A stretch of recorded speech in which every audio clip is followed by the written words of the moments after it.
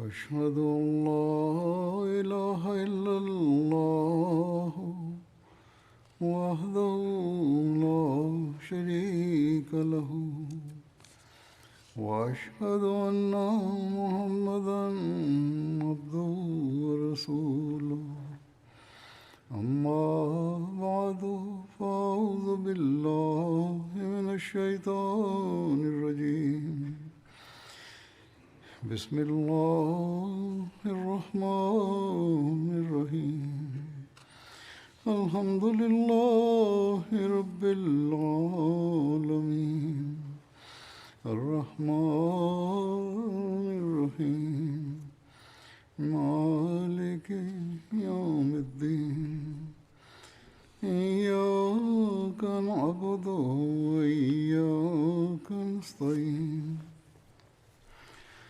اهدنا الصراط المستقيم صراط الذين أنعمت عليهم غير المغضوب عليهم ولا الضالين.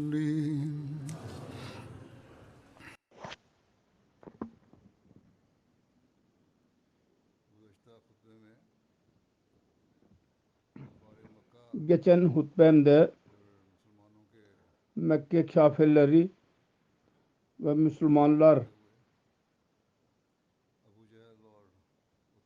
üzerinde onların korkusundan bahsederek Ebu Cehil ve Utbe'nin savaşması konusundaki ihtilaflardan bahsettim. Ebu Cehil'in yermesinden dolayı Utbe savaş ilan ettiydi.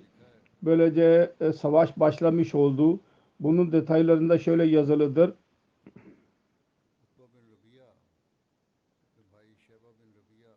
Utbe bin Rabia, onun kardeşi Şeyba bin Rabia, Velid bin Utba arasından yürüdü ve saflardan çıkarak mübarezet istedi. Yani karşılıklı savaşalım dedi. Hazreti Ali'den rivayet vardır. Utbe bin Rabia ilerledi ve onun arkasında onun oğlu ve kardeşi geldiler ve seslendi. Kim onunla mübarezet yapacak? Yani kim onunla savaşacak? Karşılıklı olarak. Ansar'ın bazı gençleri cevap verdiler. Sordu ki siz kimlersiniz? Utbe dedi. Onlar dediler ki biz kimiz? Sonra o dedi ki sizinle bizim asla işimiz yoktur.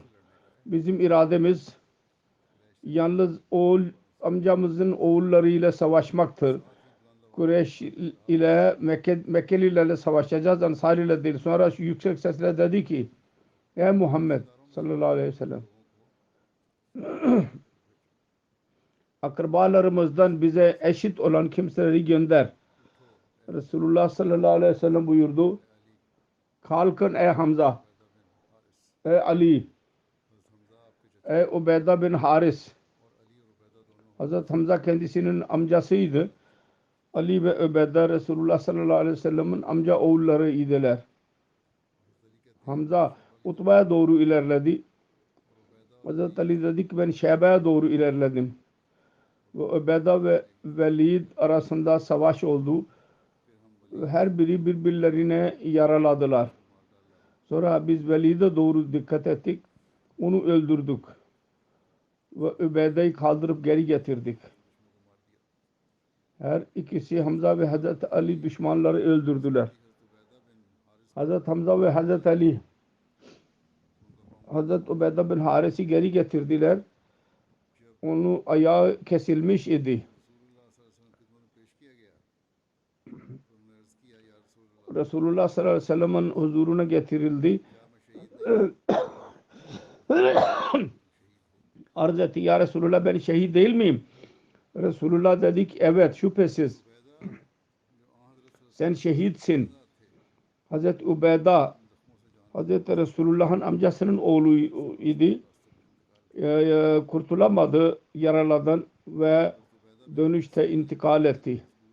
Vefat etti. Hazreti Ubeyda bin Haris hakkında bir rivayet vardır. Ayağı kılıçla kesildiği zaman Onun dostları geri getirdiler. Resulullah sallallahu aleyhi ve sellem'in huzuruna getirdiler. Resulullah sallallahu aleyhi ve sellem'in yanına yatırıldı.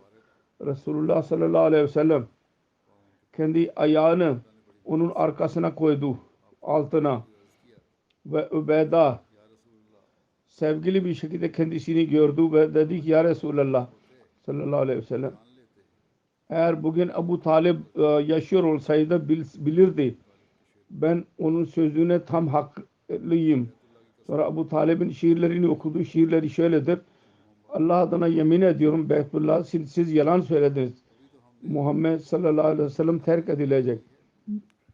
Biz daha kendisini savunmak için ok atmadık ve kılıç kullanmadık. Siz yalan söylediniz. Biz onu size havale edeceğiz. Bizim naaşlarımız onun etrafında olmadıkça, oğullarımızdan gafil kalmadıkça. Bunun üzerine Resulullah sallallahu aleyhi ve sellem buyurdu: ben şehadet ediyorum ki sen şehitsin. Bu arada Abu Cehil bir dua etti. Onun zikri vardır. Her iki ordu karşılıklı geldiler ve savaş olmaya başladığı zaman Abu Cehil dua etti: ya Rabbi, aramızdan her kim yakın akrabaları bozuyorsa ve dinlemediği sözleri söylüyorsa bugün onu helak et. Hz. Mesih Maud Aleyhisselatü Vesselam bu konuda şöyle yazıyor: Bedir Savaşı esnasında Amr bin Hişam adlı birisi, daha sonra onun adı Abu Cehil meşhur oldu, kafirlerin önderiydi. Bu kelimelerle dua etti: Allahumma man kana minna mufsada fil kavme ve akta lirrahme ve ahinhul yevm. Ey Rabbi, her kim aramızdan, bundan murad kendisi ve Resulullah sallallahu aleyhi ve sellem aldıydı, senin gözünde fesat çıkaran birisidir ve kavim arasında fitne çıkarıyor ve aradaki akrabalıklarını kesiyor. Bugün sen onu helak et. Ve bu kelimelerle Ebu Cehil'in istediği şuydu: el-İyazu billah, Hazreti Resulullah sallallahu aleyhi ve sellem bir fesat çıkaran birisidir ve kavim arasında fesat çıkararak bir tefrike yaratıyor kavim arasında ve bütün hakları yok etmiştir ve akrabalıklarını da ilişkilerini de kesiyor. Abu Cehil buna kesin inanıyordu ki el-İyazu billah, Hz. Muhammed Resulullah sallallahu aleyhi ve sellem'in hayatı kötüdür, iyi değil, pak değildir. Onun için içtenlikle dua etti. Ancak bu duadan sonra belki bir saat bile yaşayamadı. Ve Allah-u Teala'nın kahrı onun başını kesip attı orada. Ve Resulullah'ın pak hayatına lekeliyordu. O zafere ulaştı o meydandan. Savaşın durumunu bir yerde böyle beyan edilmiştir: savaş esnasında kan akıyordu Müslümanların önünde. 3 kat cemaat vardı ve her çeşit silahları vardı. Bu azimle meydana çıktılar. İslamiyet'in adı bugün silinecek yeryüzünden ve Müslümanlar sayıda az, silah da az ve silah hasretini çekiyorlardı. Zahiri manada Mekke ahalisinin önünde birkaç dakikalık av ediler. Fakat Resulullah'ın ve Allah Muhammed'in sevgisi onları divane döndürdüydü ve ondan daha kuvvetli bir şey yoktur. Diri iman onlar arasında fevkalade bir güç yarattı. Onlar savaşta din hizmetini öyle bir örneğini gösteriyorlardı ki onun benzeri bulunmuyor. Her birisi ötekinden daha fazla ilerlemek istiyor ve Allah yolunda can vermek kararsız gibi görünüyordu. Hamza ve Ali ve Zübeyir düşmanın saflarını kestiler.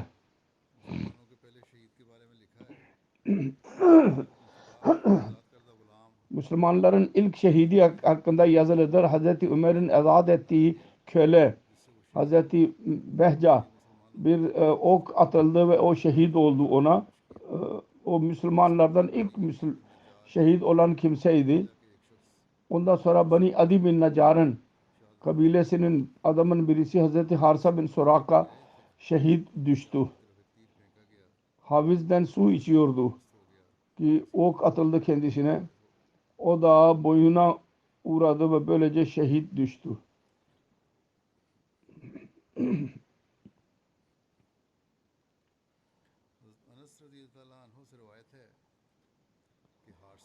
Hazreti Enes'ten rivayet vardır.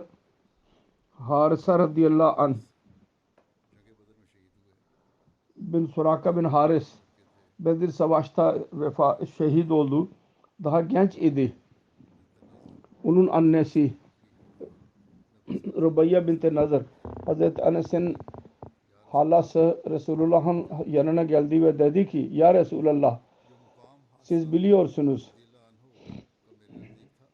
Harisa radıyallahu anh'un benim yanımda ne makamı derecesi vardı. Eğer cennette ise ben sabır edeceğim ve sevabı bekleyeceğim. Eğer başka bir şey varsa göreceksiniz ki ben ne yapıyorum. Resulullah sallallahu aleyhi ve sellem buyurdu yazık sen divane misin? Cennet bir midir? Birçok cennet vardır ve senin oğlun Cennetul Firdevs'te vardır.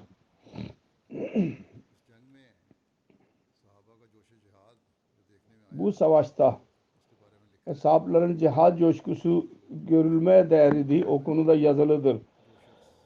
Resulullah sallallahu aleyhi ve sellem buyurdu. Her kim bugün sabırla sevap ile savaşırsa ve geri dönmezse Allah-u Teala onu cennete koyacak. Bunu dinleyerek Ömer bin Humam Bani Salima'dan idi. Dedi ki şu anda birkaç hurma yiyordu. Bunu duyduğu zaman dedi ki benim ve cennet arasında yalnız bu kadar ara vardır. Bununla beni öldürsünler. Sonra kılıç alarak o kadar savaştı ki sonunda şehit oldu. Avf bin Hars Afraha'nın oğluydu. Resulullah sallallahu aleyhi ve sellem'e arz etti. Ya Resulallah sallallahu aleyhi ve sellem Allah-u Teala kendi kulundan hangi sözünden hangi işinden memnun oluyor? Resulullah dedi ki düşmanı zırhı boş kalarak öldürmekle ve kendisi zırhını çıkardı ve birçok kafiri öldürdü. Ondan sonra kendisi de şehit oldu. Ebu Cehil'in öldürülmesi konusunda Buhari'de rivayet şöyledir. Ona göre Hazreti Abdurrahman bin Avf beyan eder. Ben Bedir günü saftaydım. Baktım bir de ne göreyim? Sağımda ve solumda iki tane genç çocuklar vardır. Delikanlılar.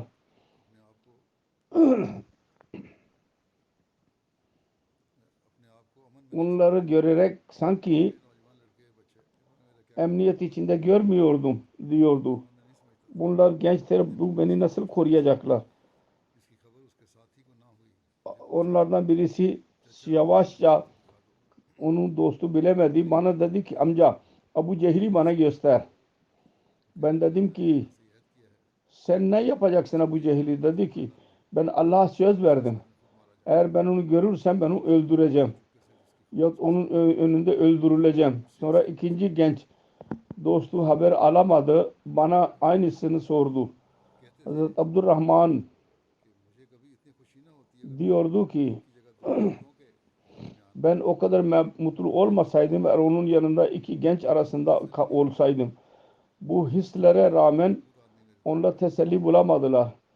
İstiyorlardı ki iki kuvvetli genç benim etrafımda bulunsun. Her ikisini Ebu Cehil'e işaret ederek dedim ki odur. Onu dinlemez her ikisi kaplan gibi ona saldırdılar ve onu öldürdüler. Afraha'nın oğluydu. Muaz ve Muavviz her ikisi. Hazreti Muaz diyor ki ben insanların konuştuğunu gördüm. Ebul Hakkım'a kimse yaklaşamayacak. Ben irade ettim. Mutlaka ona saldıracağım. Ve ona saldırdım. Ve onun ayağını kestim. İkrima benim omuzuma saldırdı ve benim elimi kesti. Benim etrafımda asılıydı. Bütün gün böyle ben savaştım. Savaş fazla oldu. Sonra ben onu kendi bedenimden ayırdım. Ayak koyarak. Savaşın sonunda Resulullah sallallahu aleyhi ve sellem öldürülenler arasında duruyordu. Abu Cehil'i arıyordu. Onu bulamadı ve dua etti. Allahumma la tu'cizni Firavuna hazihil umma. Ey Allah, bu ümmetin Firavun'un önünde beni aciz yapma. O kurtulup geri dönmesin. Sonra onu aramaya başladılar. Hazreti Abdullah bin Mesud onu aradı, buldu. Bir rivayet vardı. Kendisi dua etti. Ey Huda, öyle olmasın ki senin cezandan kurtulsun. Resulullah sallallahu aleyhi ve sellem Abu Cehil'in naaşını arayın buyurdu. Abdullah bin Mesud arayarak onun yanına geldi. Resulullah sallallahu aleyhi ve sellem buyurdu. Eğer siz onu bulamazsanız böylece onu tanıyınız. Onun ayağında bir yara vardı. Çünkü Abu Cehil ile Abdullah bin Ced'an'ın evinde bir ziyafet esnasında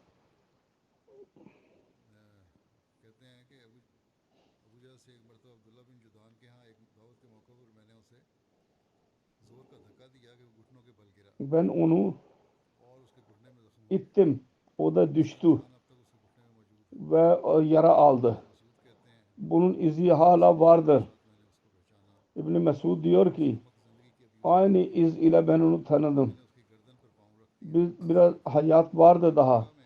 Ben onun boynuna ayak koydum. Çünkü Mekke'de bana çok eziyet verdiydi. Ben dedim ki ey Allah'ın düşmanı, gördün ki Allah-u Teala seni nasıl küçük düşürdü. Dedi ki hangi şey beni düşürmüştü? Siz de zaman birisini öldürdün, ne oldu? Öyle birisini öldürdünüz mü? Benden daha dereceli birisini, onurlu birisini öldürdün mü? Kim zafere ulaştı? Söyle. Hazreti Abdullah bin Mesud diyordu ki Abu Cehil bana son zamanda ben onun ayağına ayak koydum. O zaman sordu. Otları yaratan küçük öyle bir yere gittim ki sen orada olmamalıydın. Abdullah bin Mesud dedim ki ben onun başını kestim. Ve Resulullah sallallahu aleyhi ve sellem'in huzuruna getirdim. Kendi ayağını onun önüne koydum ve arz ettim. Ya Resulullah, bu Allah'ın düşmanı Abu Cehil'in başıdır. Allah-u Teala şükür etti Resulullah ve dedi ki Allahullazi la ilahe gayruhu. Allah'tır. Onun dışında ibadet layık başka bir zat yoktur. Sirt İbn-i Şam'ın rivayetidir ve bir rivayetten anlaşılıyor ki Hazreti Abdullah bin Mesud Abu Cehil'i öldürdü. O da Resulullah'ın huzuruna geldi. Ve Resulullah Abu Cehil'in öldürülmesi konusunda beyan etti. Resulullah sallallahu aleyhi ve sellem yayan onun yanına gitti ve dedi ki Allah adına yemin ediyorum başka ibadet layık başka zat yoktur. Ben de arz ettim. Allah'tan başka ibadet layık başka bir zat yoktur.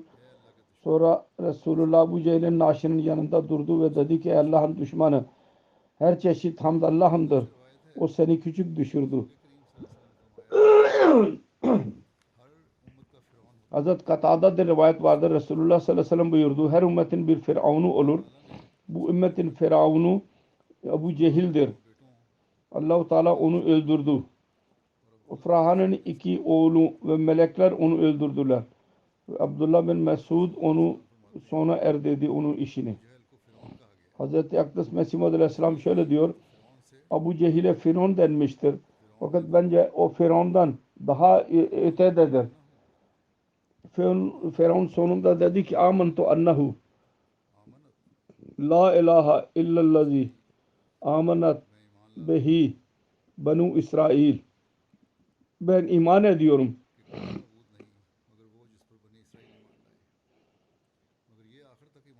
İsrailoğullarının inandıkları dışında ibadete layık başka bir zat yoktur. Fakat bu sonuna kadar inanmadı. Mekke'de bütün fesat onun idi ve kibirli, kendisini beğenen ve onur isteyen birisiydi. Hz. Mesih Muhammed Aleyhisselam diyor ki sonunda Hz. Resulullah sallallahu aleyhi ve sellem Hz. Musa gibi kendi kavminin doğru insanlarını hayvanlardan korudu ve Hz. Musa gibi onları Mekke'den Medine'ye doğru getirdi. Ve Abu Cehil o ümmetin firavunu idi. Bedir Savaşı'nda onu öldürdü. Hz. Müslim Maud radıyallahu anh beyan eder.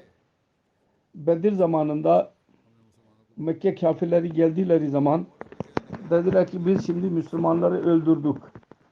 Ebu Cehil dedi ki biz bayram yapacağız ve içki içeceğiz. Ve dedi ki şimdi Müslümanları öldürerek geri gideceğiz. Fakat aynı Ebu Cehil Medine'nin iki oğlu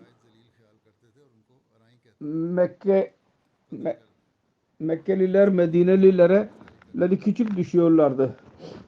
Bunlar sebze yetiştiren kimselerden savaşı bilmezler. Fakat o iki oğul kendisini öldürdü. Öyle bir hasret oldu ki son arzusu bile tamamlanmadı. Arap'ta bir gelenek vardır.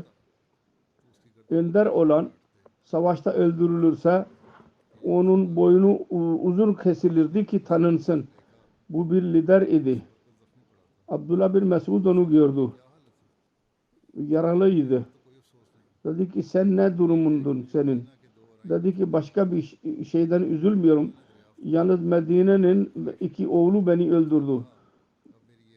Sordu ki senin bir arzun vardır. Şimdi arzum şudur ki benim boyunum biraz uzun kesilsin. Dedi ki ben senin bu arzunu bile tamamlamayacağım. Ve onun boynunu kesti. Bayram yapmak isteyen birisi kendisi için matem oldu.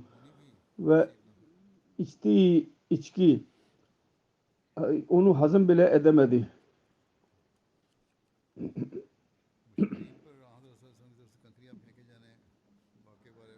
Müşrikler üzerinde Resulullah sallallahu aleyhi ve sellem Sahih Buhari'de yazılıdır. Resulullah sallallahu aleyhi ve sellem çadırda dua ediyordu. Hazreti Ebu Bakır kendi elinden tuttu. Dedi ya Resulallah yeter artık. Siz kendi Rabbinize dua ederken ısrar ettiniz. Zırhlıydı. Çadırdan çıktı. Ve şunu okuyordu. Sayyuhzamul cam'u ve yuvellûne dubur. Bali saatu mu'iduhum ve saatu adha ve amar. Peki yakında bunların hepsi yenilgiye uğrayacak ve geri dönecekler ve bu saati ki bundan korkutuldular. Bu çok acı verici bir saattir. Bu detaylarında Hz. Mirza Beşir Ahmed Hazretleri şöyle yazdı Sirat Hatemun Nebiyyinde.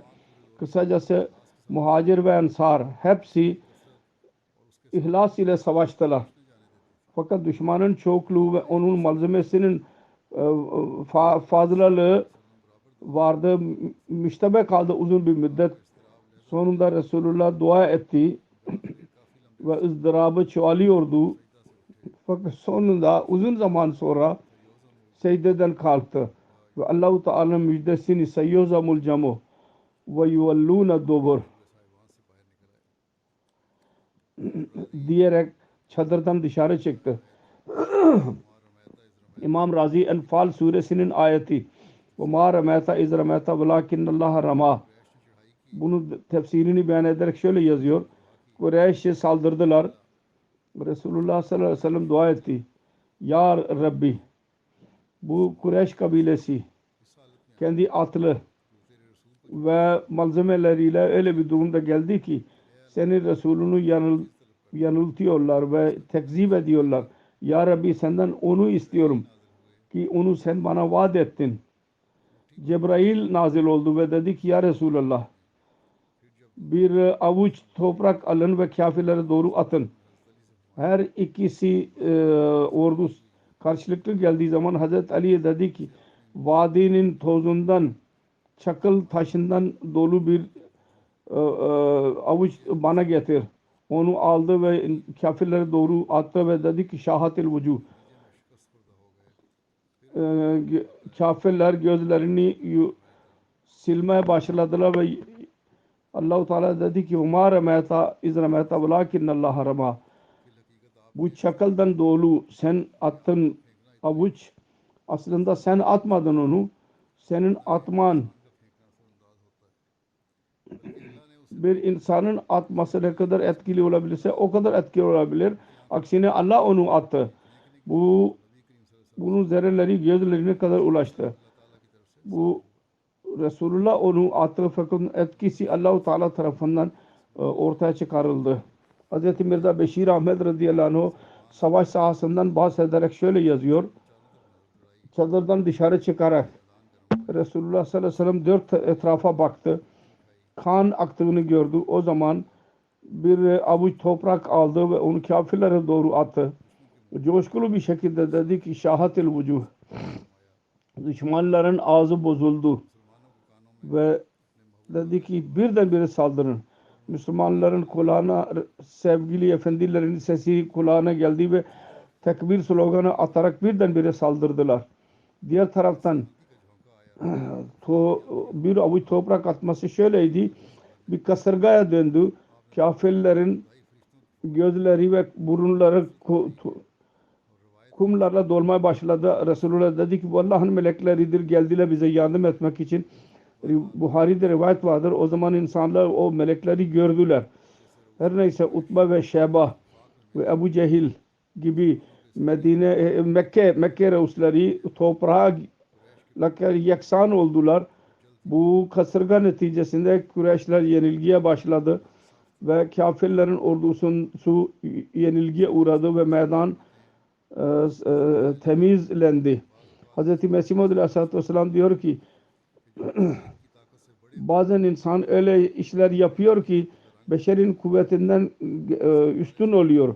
İlahi kuvvetin rengi oluyor onlarda. Mesela Resulullah sallallahu aleyhi ve sellem Hz. Hatimul Enbiya peygamberlerin baş tacı Bedir Savaşı'nda bir avuç toprak attı kafirlere ve bu duayla değil kendi manevi güç ile attı. O Allah'ın kudretini gösterdi ve muhalif ordusu üzerinde o kadar etkisi oldu ki onlardan birisi kalmadı ki onun gözü üzerinde onun etkisi olmasın. Hepsi körler gibi oldular. Böyle korku oldu onlarda ki sarhoşlar gibi koşmaya başladılar. Bu mucize doğru Allah-u Teala bu ayet-i kerimede işaret eder. Sen onu attın, sen atmadın. Allah-u Teala onu attıydı. Yani işte Allah-u Teala kudreti vardı. İnsanın gücü yoktu orada. Her neyse belli bir müddet sonra müşriklerde yenilgi belli olduğu, Müslümanların safları bozuldu. Kaçmaya başladılar. Müslümanlar onları yenilgiye uğrattılar. Hazreti Sa'd kafirler aleyhindeki his konusunda rivayet vardır. Düşman yenilgiye uğradı. Sahabeler onları yakalamaya başladıkları zaman Resulullah sallallahu aleyhi ve sellem gördü. Hazreti Sa'd'ın yüzü üzerinde belli Müslümanlar bu işini sevmiyordu. Resulullah Hazreti Sa'd'a dedi ki ey Sa'd sen kavmin bu işini, müşriklerini yakalamayı sevmiyorsun. Dedi ki ya Resulullah müşriklere karşı bizim ilk ve başarılı bir savaştır. Müşriklere diri tutacağımıza en fazla onları öldürmek daha fazladır. Ben esir almak istemiyorum. Ben istiyorum ki hepsini öldürelim. Bedir Savaşı şu anda meleklerin inmesi bu konuda yazılıdır. Allah Teala Kur'an-ı Kerim'de der ki İz tastagîsûne rabbakum fastacâbe lekum annî mumiddukum ve elfim minel melâiketi murdefîn. Siz Rabbinize feryat ediyordunuz. Sizin sözünüzü kabul etti. Şu söz ile ben mutlaka 1000 tane meleklerle saflar halinde size yardım edeceğim. Bedir'te melekler nasıl indi onun detaylarını Resulullah sallallahu aleyhi ve sellem beyan etmiştir. Resulullah sallallahu aleyhi ve sellem Bedir günü beyan etti. Bu Cibrail'dir. Kendi atıyla beraberdir. Savaş malzemesi vardır. Birçok eshabların rivayeti vardır Bedir günü melekler hakkında. Rivayetler Hazreti Cibrail Resulullah sallallahu aleyhi ve sellem yanına geldi ve dedi ki siz Müslümanlar da Bedir'de onların ne makamı vardı? Dedi ki en iyi Müslüman yahut öyle bir kelime buyurdu. Cebrail dedi ki aynı şekilde o melekler dahi üstündürler ki Bedir'e katıldılar. Bir siret yazan şöyle bir rivayet yazmıştır. Hazreti İbni Abbas'tan rivayet vardır. Banu Gaffar'ın bir adamı bana beyan etti. Ben ve benim amcamın oğlu her ikimiz geldiler. Öyle bir dağa çıktık ki oradan Bedir manzarasını görüyorduk.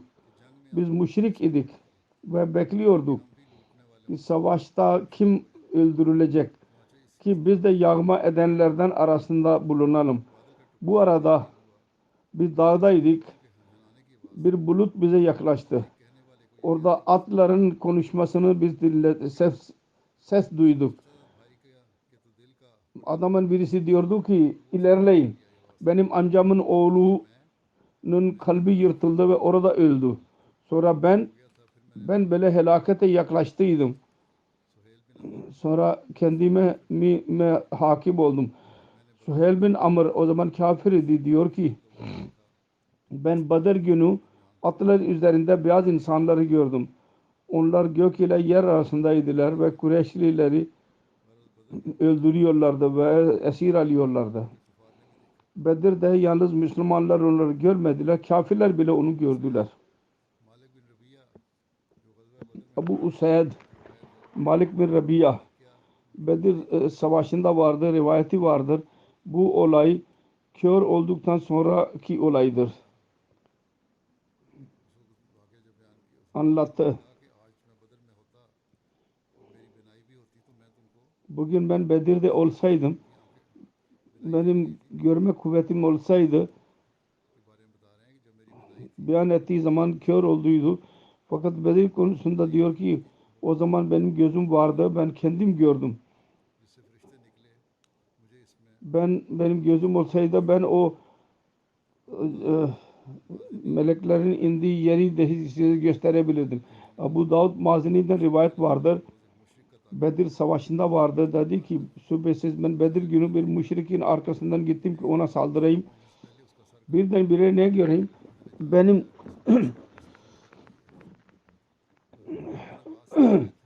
Benim kılıcım ona ulaşmadı ve onun başı düştü. Dedim ki başka birisi onu öldürmüştür. Bedir günü meleklerin alameti beyaz idi.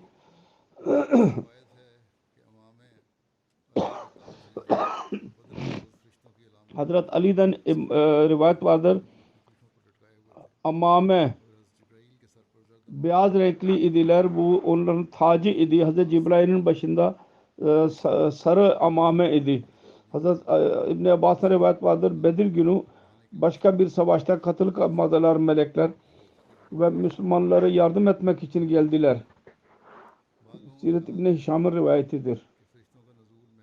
Bazı kimseler zannediyorlar meleklerin nüzulü yalnız müminler için bir müjde ve kalp tesellisi içindir. Fakat yoksa fiilen onlar savaşmadılar.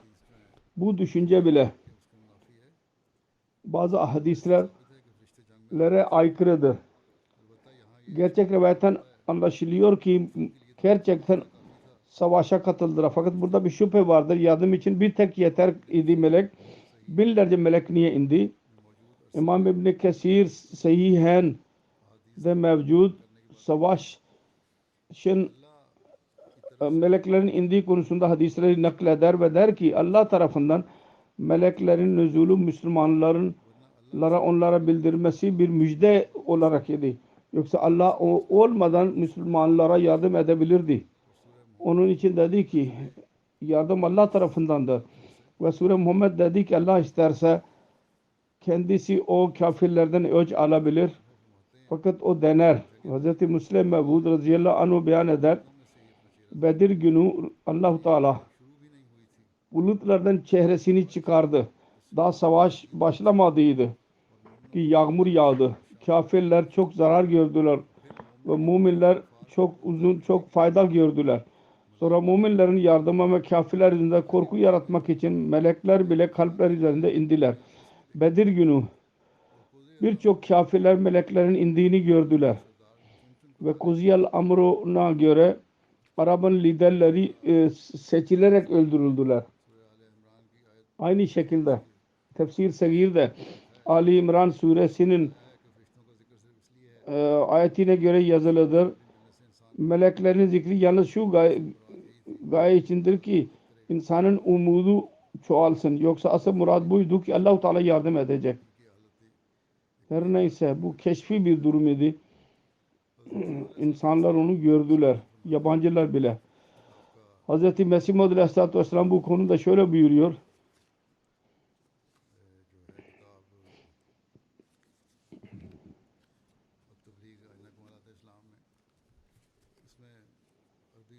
Ayna Kemalat-ı İslam'da Arapçada zikir vardır.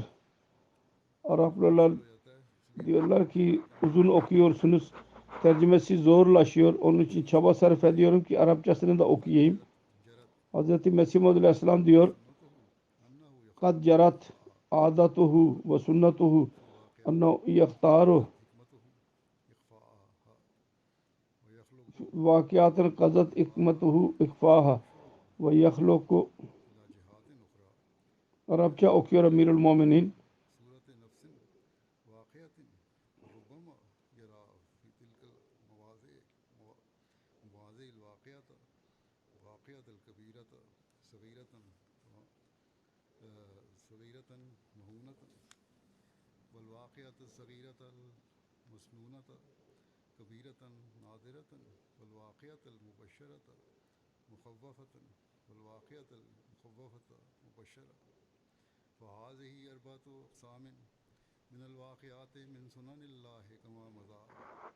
هذه أربعة أقسام من الواقعات من سنة الله كما أما الواقعة الكبيرة العظيمة التي أراد الله أن يريها صغيرة وكبيرة ونظيرها في القرآن واقعة بدر لمن يتدبر ويرى وإن الله قلد أعداء الإسلام في منام رسوله ليذهب الروع عن قلوب المسلمين ويقضي ما أراد من القضاء وأما الواقعة التي أراد الله أن يريها كبيرة نادرة ونظيرها في القرآن بشارة ملائكة تقرب قلوب المؤمنين ولا تأخذهم خيفة في ذلك الماوى وإن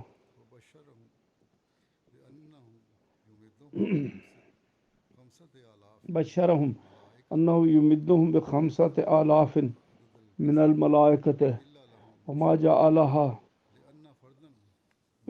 إلا لهم البشرى لأن فردا من الملائكة يقدر بإذن ربه على أن يجعل عالي الأرض سافلها وما كان حاجة إلى 5,000 إلى 5 ولكن الله شاء أن يريهم نصرة عظيمة فاختار لفظا يفهم من ظاهره كثرة الممدين وأراد ما أراد من المعاني ثم نبه المؤمنين بعد فتح بدر أن عدة الملائكة ما كانت محمولة على ظاهر ألفاظها بل كانت مؤولة بتاويل يعلمه الله بعلمه الأرفع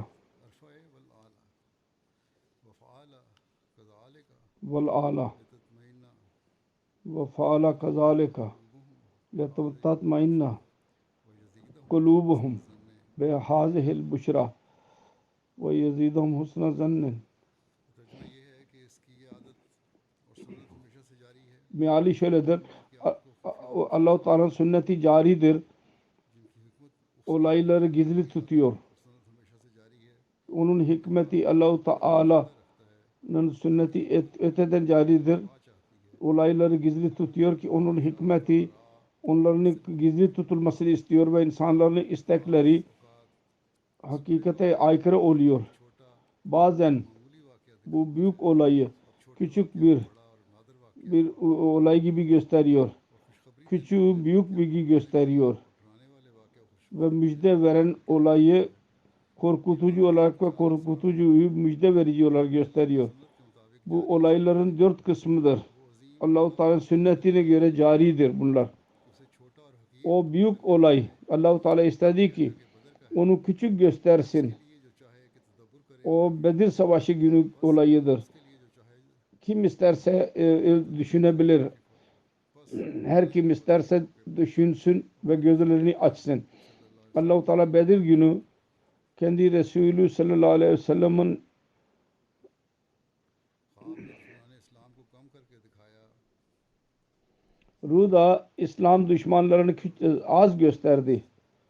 को ख्वाब में दुश्मनाने इस्लाम को कम करके दिखलाया ताकि मुसलमानों के दिलों से उनका डर दूर हो जाए Ki Müslümanların kalplerinden onun korkusu gitmiş olsun. Ve Allah irade ederse tamamlanmış oluyor. Ve o olay ki Allah istedi ki büyük ve nadir olarak göstersin. Onun benzeri Kur'an'da meleklerin yardımının olayıdır.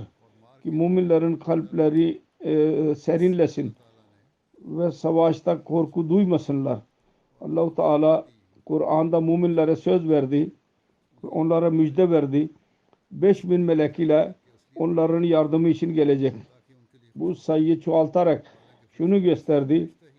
Onlar için müjde olsun. Halbuki meleklerden bir melek bile onun gücü vardır. Rabbinin emriyle yeryüzünü alt üst edebilir.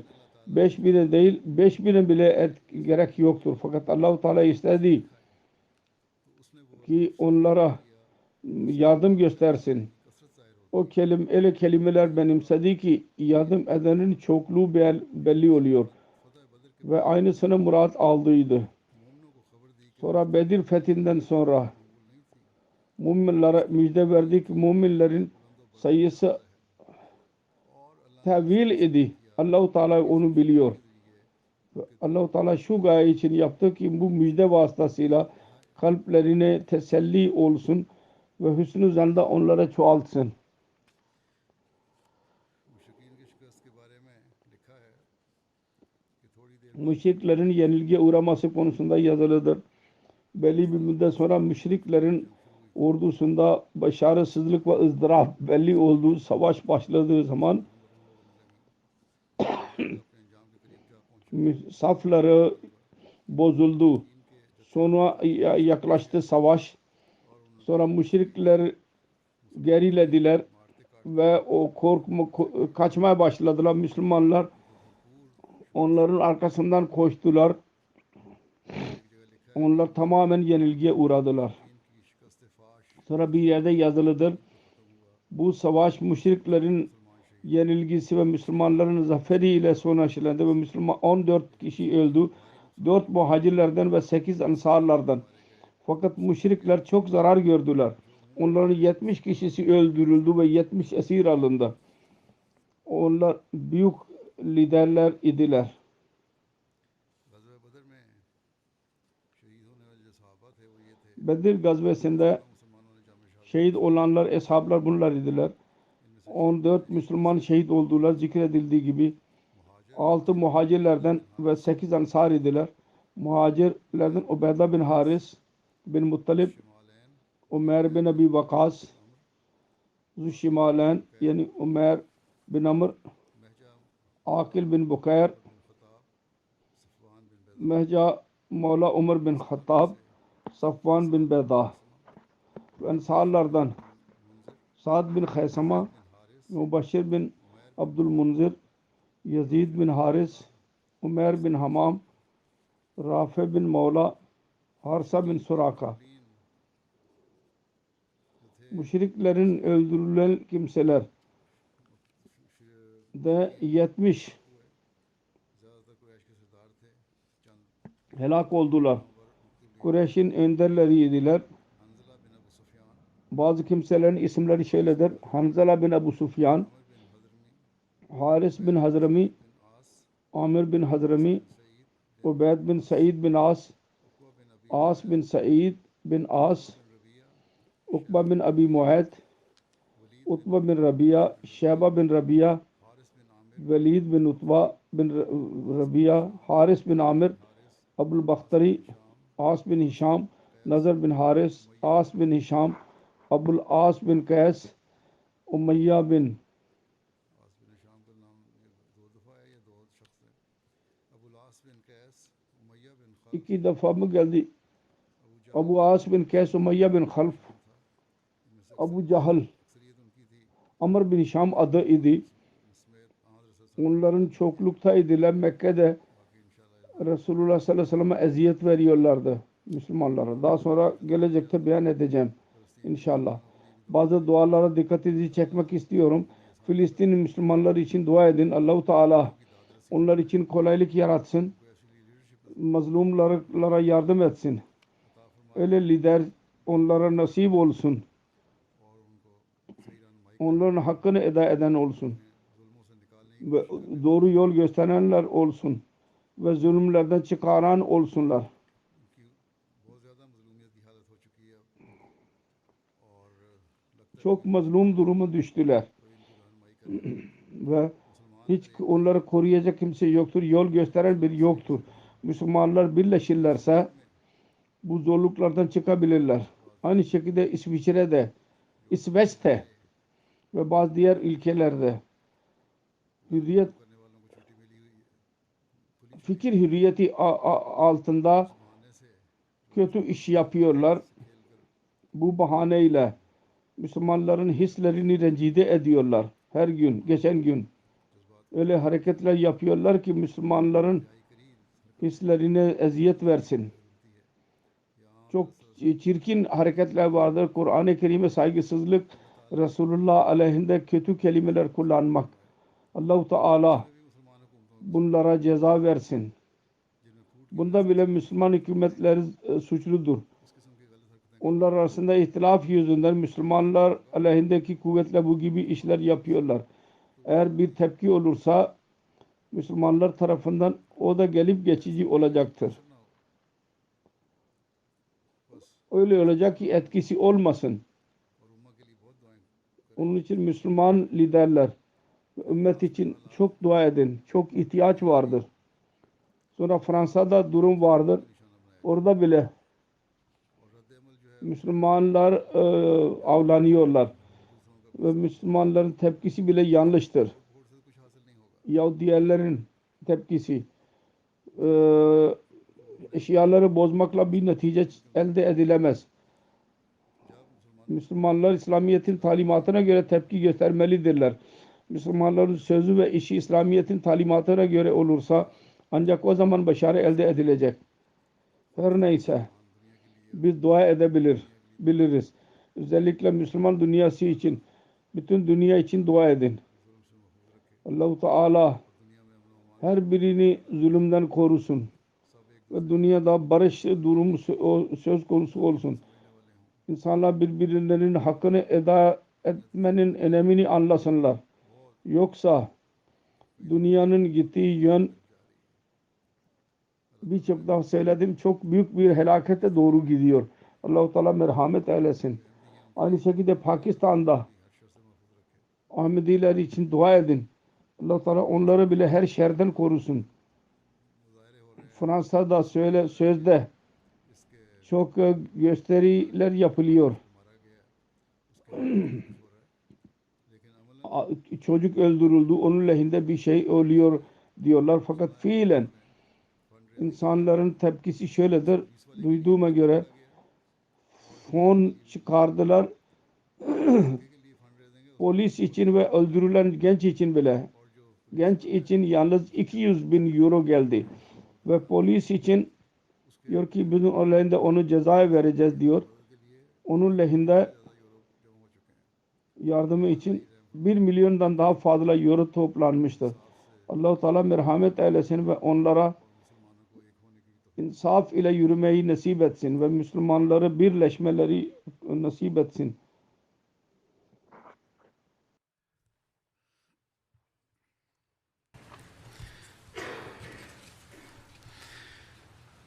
Alhamdulillah, alhamdulillah, nahmaduhu wa nasta'inuhu wa nastaghfiruhu wa nu'minu bihi wa natawakkalu alayhi wa na'udhu billahi min shururi anfusina wa min sayyiati a'malina.